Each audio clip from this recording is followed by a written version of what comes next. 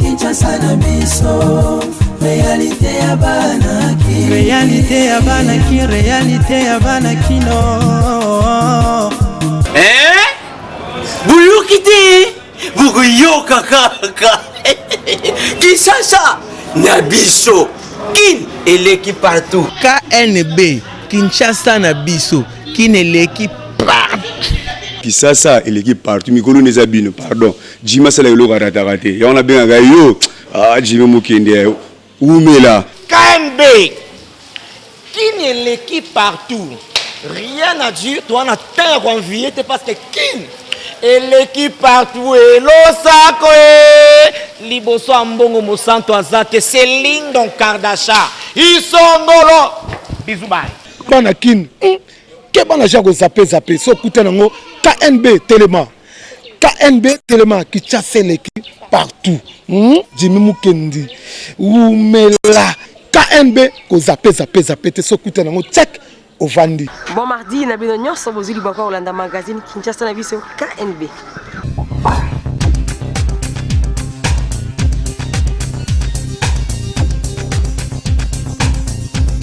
Tofon la édition na kweb Sabine au moment où Ebola kuna na est ezali ko s'empirer. Ministre ya santé na kombo ya Oli Ilunga autaki bongo ko sala moko ya lobi lundi 22 juillet 2019 démission ya poste na ye.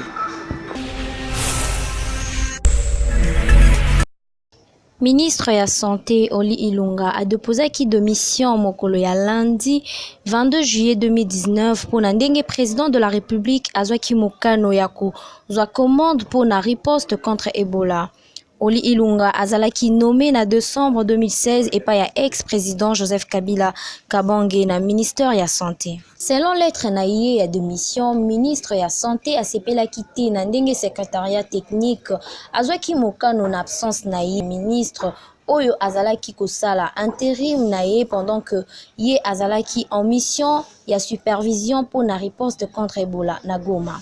Yangonde motivaki ministre Oli Ilunga a déposé démission na ye selon lettre oyo akomelaki président Félix Tshisekedi Tshilombo. Depuis le mois de janvier, Félix Tshisekedi azalaki officiellement investi comme président de la République, mais jusqu'à présent, gouvernement ebimi kakate. Pe auti kozwa commande ya riposte contre Ebola depuis samedi dernier. Na yango le chef de l'État Kobanda ko coordonné ba opération pe akozala assisté na secrétariat technique multisectoriel oyo et kozala chapeauté na professeur congolais Jean-Jacques Mouyembe moko ya ba chercheur oyo ba découvraka Ebola na 1976. Kinshasa et l'équipe partout. Pour la démission, il y a ministre ya santé Oli Ilunga, ba parlementaire debout, il y a victoire. Balobi pour la bango a sali na malamu d'ailleurs à la kisinde incompétence na ye mais vraiment ba beti c'était balobi kutu. Poste wana Israël na vérité pour bata osala. Pasala bango. Comme nga combattant Pierre Zomba, président du parlement debout victoire, aux structures informelles il y a IDPS. Mais ils ont un ancrage sur le terrain politique. Moi, l'impression fait d'abord. Si vous avez un sérieux dans le groupe, à communiquer sérieux. On peut critiquer des missions dans le Congo. Pourquoi parce que les gens sont dans le Congo. Parce que facilement dans la politique. Attends, dans la fashion, si vous avez l'occasion, vous avez la ministre, PDG, qui que ce soit, président de la République, le Congo a besoin. Donc, attends, il y a un terrain, moi, mais depuis Facha, il y a une culture à Sika. Pour ça, mon IDPS a abondé 36 pour la valeur. Vous avez un médecin, vous comprenez? Vous avez un Congolais. L'ongwa na yo, et ça une équipe, il y a un intérimaire, équipe restreinte. Et ça, on a 55 ministres. Et ça, on a plus de 20. Moi, je 4 ministères. Vous avez dit que Congo est bien. Yango ba remplacer déjà. Gouvernement oya fati eza gouvernement ba black ti. Soki bosala ki ba black na gouvernement oya uti ko leka. Oya eza gouvernement ba black ti. Bino nde bozana bo mesana na koiba, bo mesana muibi, bo mesana corruption, bo mesana marono so mabe na Congo oyo. Maintenant oya eza temps koiba suite. soki oye na institut ya koyiba yebaka yango tokotia libanda oyo bazalaki na gouvernement oyo ya Kabila ti lelo tokomi na FCC nyonso tute baza na baza mabe ezala misusu mpe baza na bango malamu mais nyonso tute baza mabe ba oyo mingi batravaille na Kabila lelo soki a échoué ezaka bato ya travaille na bango bazalaki malamu te mais ndamu mingi mpe baza na FCC misusu mpe baa mabe te baza na bango malamu. Démission na ye oyo adéposaki epai ya président de la République mpo na nga na souhaitaki efale ezalaka bongo parce que soki adémissionné eza a concernant Ebola oyo eza korégnir na este donc eza eloko moko keno eloko ntango okoki te esenga il faut démissionner mpo na nga na sepe na courage oyo yazwi wana ya kodépose lettre ya démission parce que eza makambo ebele comment ke Ebola ebandi na temps nini tozo continuer kaka na eloko moko ezokende ezoya kudu plus pur donc ntango ezoya plus pur c'est-à-dire eza na eloko moko bino bozoluka keno mbongo ebimaka chaque fois mpo na bino eza na cause ya finance donc tango se démissionner mpo na nga na beti maboko na félicité yo oza penza mobali ya solo o démissionner location na ngambu na ye asali droit de réponse na babere rouge oyo balobaki bakosala marche mpona koluka vérité des urnes mpe ya mituni yango babere rouge balandi na bango camp ya lamuka to mpe balandi fayulu. C'est regrettable na batu oyo balingi balakisa biso leson nini balingi baprendre biso je ne sais pas puisque batikalaki buntu nyonso na moment ya résultat provisoire bakende bacontester totikala komona bacontester te bakende mpe na recours na cour constitutionnelle te mais subitement bapeti moko bameri soki zododo soki lotoko bazwi balobi oyo bazosala balingi basala marche mpona vérité des urnes soit disant beret rouge c'est par là na linga na yebisa bango ke soki baza mibali bakata bango ngenga balinga yeba bayoka son puisque eloko bazoloba bazosala neti et puis bainjure contre le chef de l'État na mettre mise en garde na motu nyonso oyo azolingi kosakana na kombo ya président oyo bakomeka na opposition bakoka biso te lelo toza na pouvoir oyo akomeka avant que la police na nani aya tokobiso moko batikela biso na terrain tosala na affrontement na bino donc tokolinga bêtise ata mokolo moko te moto akopermettre te comment bato batikala leson na bango depuis batika mboko oyo eza par terre policier via passe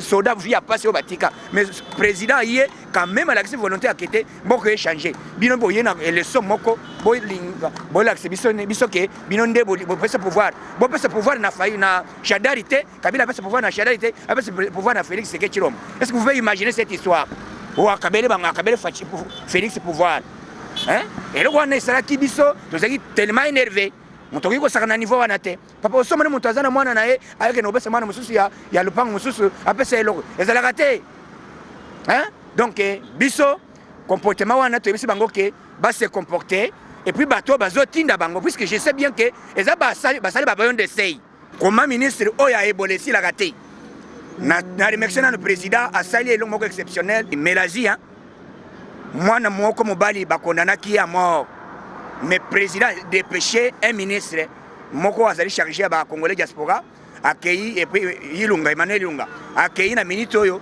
ba libérer ye puisque kuneza ba royaume roi wana le but depuis mbala liboso to mona un président est-ce que na Congo président ça donc ba yebaka te c'est la toute première fois et réaction à un chef de l'état akende ko la pona mwana na ye moko tala mutu asana bolingo ndengo wana bopese confiance te na yebisi bino ke bandeko botika ko rêver Fachi aza déjà président.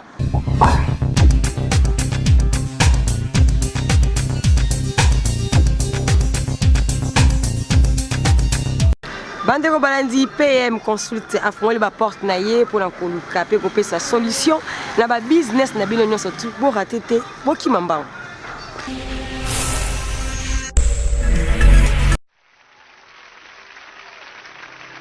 Bafobolaki ba porte na bango na Kinshasa jeudi le 18 juillet dernier.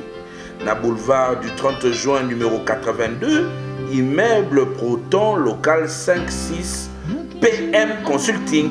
Oyo e salami pour na kolukela ba congolais ya Kinshasa pe étranger ba solution na misala na bango pe surtout ko se développer pe ko réussir ba business. PM Consulting et ko salisa bato nyonso na ba domaine local la finance, droit, ressources humaines, sport, santé, pe ba stratégie ya ndenge na ndenge pona ko se développer personnellement, pe développement ya groupe, topé ya ba entreprise na bino. Quelques témoignages ya bato oyo bazalaki invité sur place awa na Kinshasa et salami na tina ya promoteur ya PM Consulting o azali moko ya ba diaspora pe awa Élysée Ouamara azangaki maloba te. Œuvre de consultation et œuvre d'emploi pour plusieurs. En effet, PM Consulting a conçu son approche efficacement et en toute simplicité pour répondre aux vrais besoins des entreprises et des personnalités. Notre bureau est composé des experts indépendants en organisation et gestion du travail, capables de satisfaire à vos besoins. Nous servons d'intermédiaires dans des opérations de vente ou d'achat des biens ou de prestations de services. Que savoir de PM Consulting? Nous sommes un groupe à taille humaine avec une approche de terrain orientée vers des résultats pour nos clients. Nous aidons les entreprises par des améliorations qui changent leur vie. Nous offrons aux particuliers tout genre de services afin de leur permettre de résoudre différents problèmes.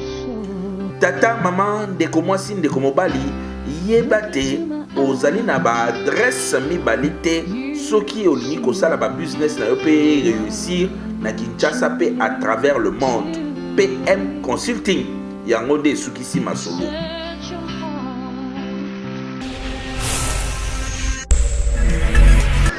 Occasion à ne pas manquer, médecin de bonnes heures, parce ici mutuelle de santé pour la Kosunga. Peuple congolais n'y son abonnement à $5 chaque fin du mois aux huiles santé qui t'ont coupé au batelin zotonal.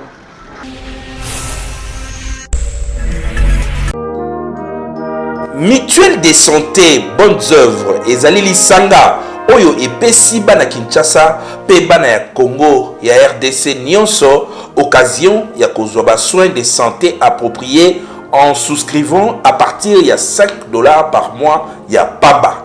Consultation générale, consultation spécialisée, examen à laboratoire, il y a contrôle, imagerie médicale, service pédiatrique, soins, il y a bana na chirurgie. Pour nous souscrire, ils allaient d'abord gratuitement. Nous tenions à souscrire. D'abord, comme on a une entité, église, ainsi que responsable fidèle, école, ainsi que responsable, enseignant, élève, ainsi que toute personne qui a un métier libéral. On a motard, on a chauffeur, on a receveur, on TKK. Ils ont ouvert pour la maintenance pourvu qu'ils aient la minorité. Ils ont une catégorie Misato, mais catégorie il y a les bosso où ils ont ouvert la maintenance. Ils ont abonnement il y a, n'est-ce pas, il y a $60 par an. Donc ils ont droit, il y a consultation.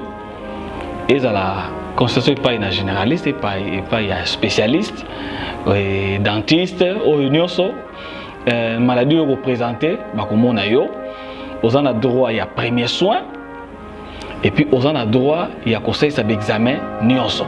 En souscrivant à partir il y a $5, il y a pamba par mois au Biki Silibotanayo, ou éviter des dépenses improvisées, paix aux 8 contrats, il y a des soins, il y a qualité.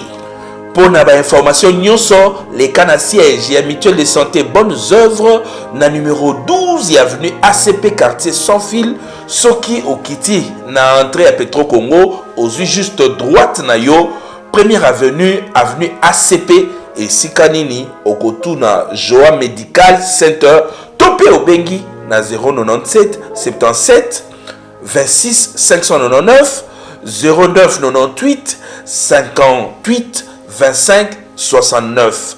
Okozwa fiche d'adhésion na yo ya mutuelle, pose ba soin yo na libota na yo mobimba. Mutuelle de santé bonnes œuvres. Talandenge mabota na biso ebiki.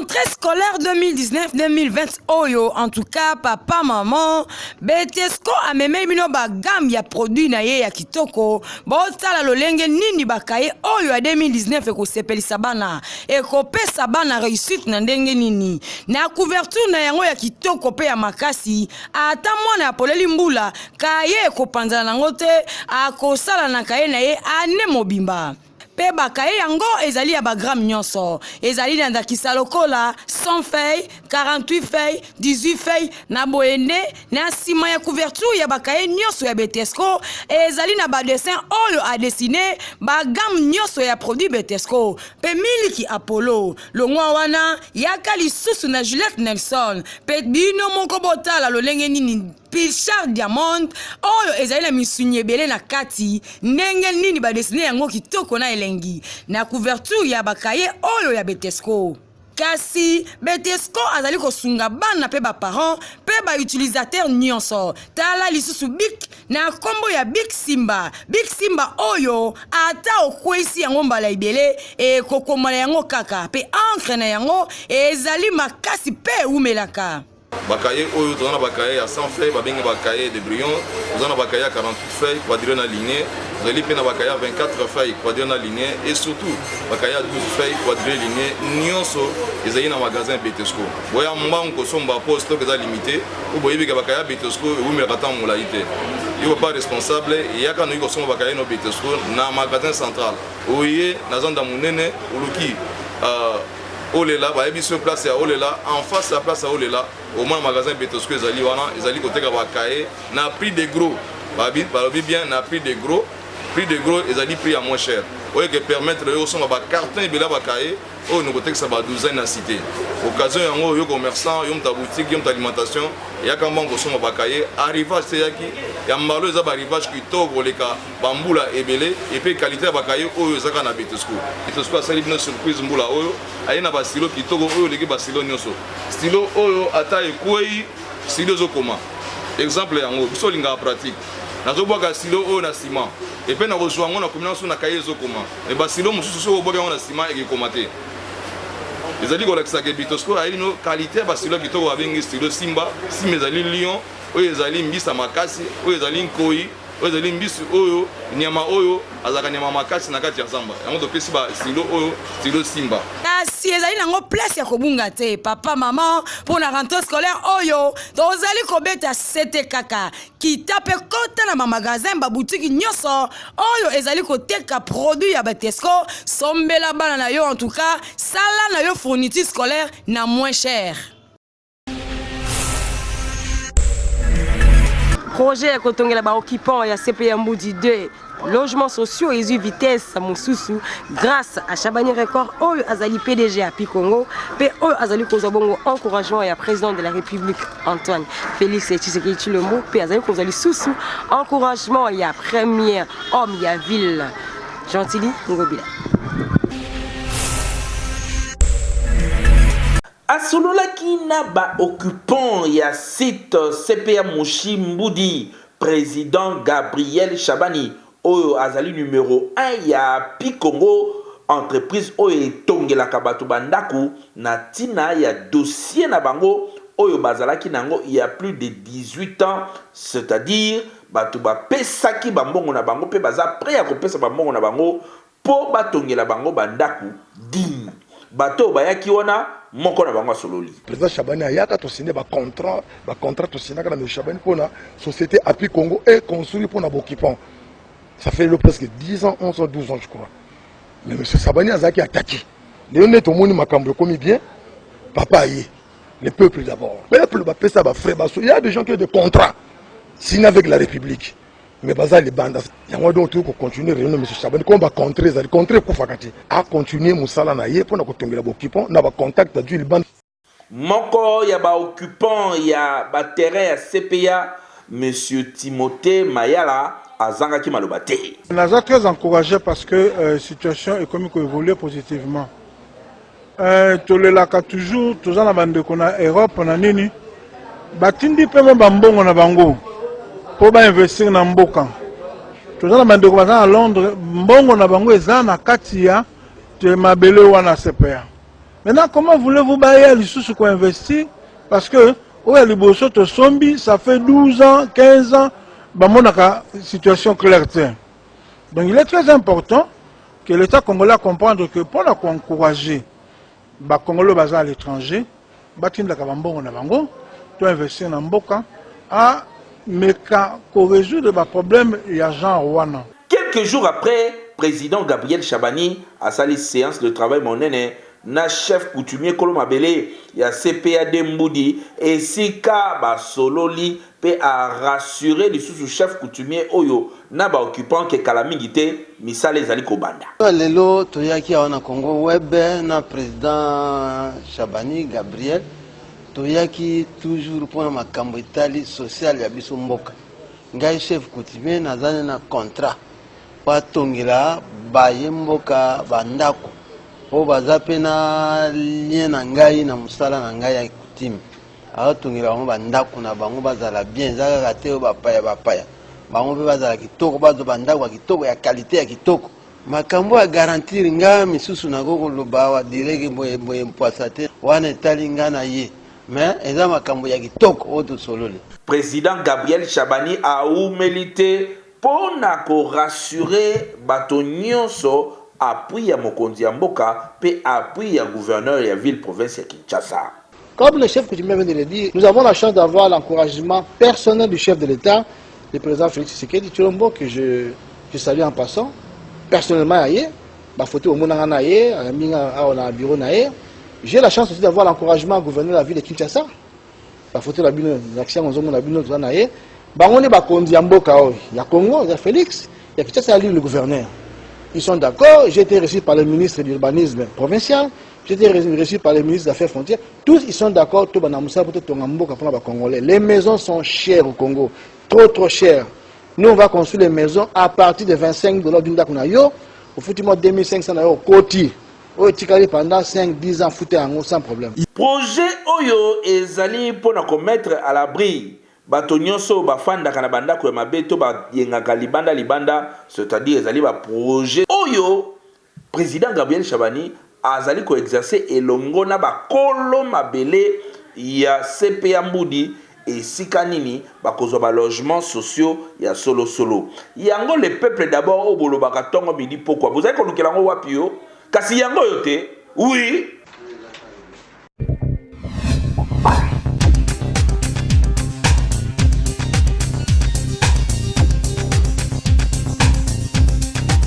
Président de la République Félix Antoine Tshisekedi Tshilombo lors il y a passage nae na matete kuna na debono makuta ki a frangon roulage oyo azalaki bongo kotungisa ba chauffeur na yango peuple congolais oyo azalaki présent na événement wana azalaki molobate alobi un mot na micro ya Héritier Lukozi.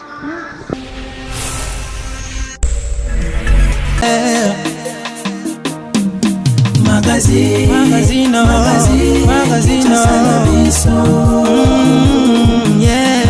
Macravette de bonhomme. Roulage à Télémaki Nanzela, président Zoya, il y a 500 bambons, 500 par mouton de bandoleka. Et président a Kangami na embouteillage. Il y a un président qui tient mon tamboli makolo.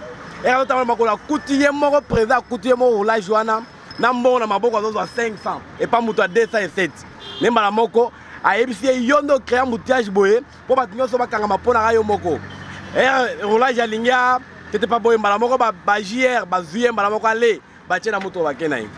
Bon, altitude à présent il va bien parce que jamais na Congo de retour comme on a été présent il y a quand même l'embouteillage à tamboli makolo mo po atala kenon et là on est créé embouteillage.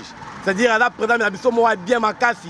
Il faut vraiment contenir musala boya ou mais la po kenon musala évoluer na kati ya Congo. Todo te ka bien te pona ba embouteillage do salama. Et c'est pas ça ma casse, mais bah roulage n'est pas d'autre que l'embouteillage à ma casse. Pour les amis tout les canabango bah so kangami tout capot embouteillage c'est la marque. Mais bon ça là embouteillage c'est pas ça maman to nyoka ma bilo que d'autres personnes to te kasute. Pour l'embouteillage non ça pour l'embouteillage. Parce que bah roulage bah les bah traxer bah traxer nanzela makasi bah traxer bah population makasi.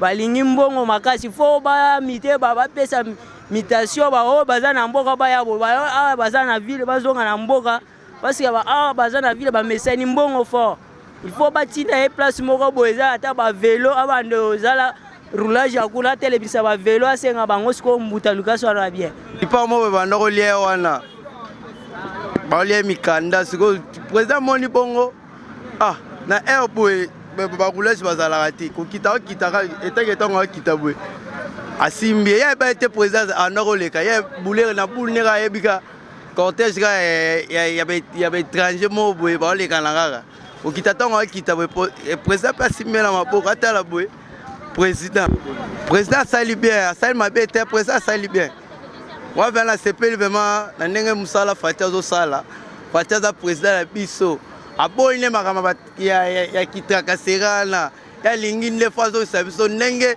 tozala ndenge akala.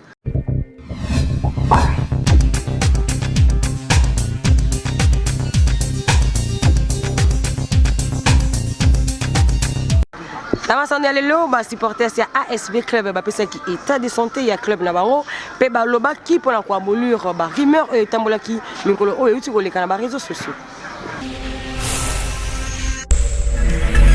Équipe qui est bien.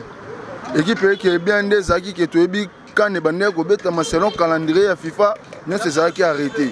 Bon quand nengo to c'est ce que to mito zonga la championnat. Ibenge aza grand coach.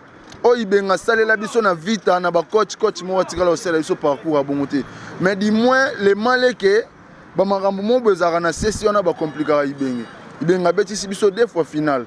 Malgré bat baloba ki azwa titre té Tottenham a beta quart de finale, demi-finale Ligue des Champions en 2019. Depuis 68, comment on a un niveau, ayo comme sous le lot. Ibenge n'est pas mauvais. Pour l'instant, Ibenge Zali. N'est-ce pas Ibenge Zali. Na ebike azaka na avec et surtout ngai pona nga na ko sepela a démissionné na Léopard à l'andanzela moko asive club po asive club kende liboso azala te Léopard koto avec club koto azala mbrouye na mutu musala moye sala maiza tela ka mbwa kutu azala 4 makolo malanda kanzela moko équipe esengaka fo osati ezalaka to mona lelo équipe na biso lete ya mboka na biso mazembe ba joueur to mona ba beta mota mulai yango yo sala keno cohésion zala mo ba coupe ezokote mais pas na biso lelo au mona ndetsiko presque équipe mobimekei mais to mona ba joueur sikabai l'état to lukaka basala osati équipe comme la cohésion ça prend du temps pour to arracher la coupe c'est difficile mais sur l'équipe ezali to bika ba joueur na biso ba beti mo 3 ans 4 ans ensemble pour na rezoa coupe ezamo facilité pour général aloba qui porte eza ouvert na joueur nyonso oyo amoni akokende akei ba joueur ba moni ba vidi na bango bakei na bango mais biso équipe eza bien vraiment équipe bango nyonso baza na centre ba Aïtela ba Jésus bango presque to bongisa pour tous ata champion oyo pour ba jouer ba supporter ba zolela presque tous en coupe té to raté l'ina foot to raté Ligue des Champions to raté l'ina foot to raté Ligue des Champions cette fois-ci to bongisa pour té total na Ligue des Champions en tout cas to ko boire équipe wana té banda ba mama biso bazaka bana mikie ba bota manango bana indépendance papa boto ko boire équipe wana pona ni biso do mayena biso to tsaka na vita eza équipe moko etombola mboka oyo mboka Congo vita tozali kamusu ya koloba te papa lelo so vita kwei biso to kwei vraiment nazala ki na sango makasi ya représenter bien édition ya mokolo lelo kasi et comme ina mona suka botikala toujours côté branché pe bo s'abonner massivement na compte YouTube Kinshasa na biso kasi Kinshasa oyo bo sana teke l'équipe partout Magazine